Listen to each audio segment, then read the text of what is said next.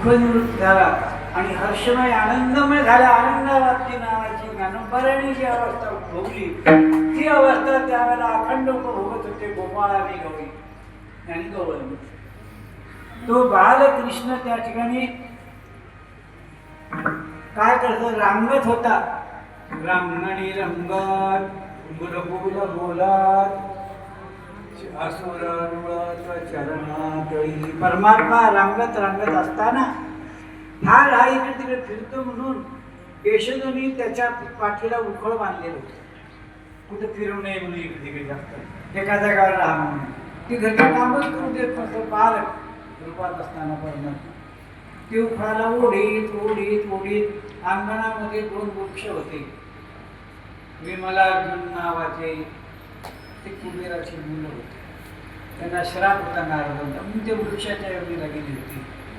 त्यांना वृक्षात मागितल्यावर सांगितलं भगवंताचा स्पर्श झाला की तुमचा उद्धार होईल, तुमचा उद्धार होईल. एका जलाशयामध्ये विवस्त्र स्नान करत असताना नारदांनी त्यांना श्राप दिला होता आणि ते वृक्षरूपाने गोकुळामध्ये होते.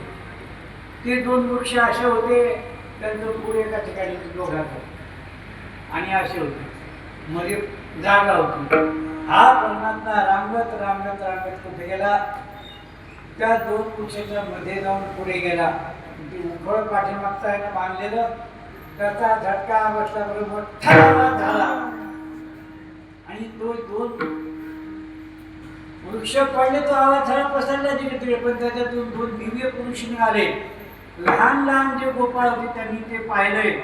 त्यांनी भगवान बालकृष्णाला प्रदक्षिणा घातली, नमस्कार केला आणि आकाश मार्गाने निघून गेले. गोकुळात हाहाकार वाजला. गोकुळातले सगळे लोक पाहायला आले. बालकृष्ण कुठा, बालकृष्ण कुठा, काय झालं काय झालं, एवढा आवाज कशाचा आला. ते विमलार्जुन वृक्ष पडलेले होते. ते मोठे वृक्ष पडले. समोर मोठा गोठा होता गायींचा आहे सगळा. त्या वृक्षाची गोकुळामध्ये पूजा होत असत. मला जसं आपल्या पिंपळाची पूजा आपण करतो ना, तसं त्या 2 वृक्षाची पूजा गोकुळाचे लोक करत होते. ते वृक्ष दोन्ही पडले आणि हे परमात्म्याला काचलं बांधलेलं होतं ना उखळाचं, त्याच्या उदराला पोटाला काच पडली. म्हणून नाव पडलं दामोदर. काय नाव पडलं? दामोदर.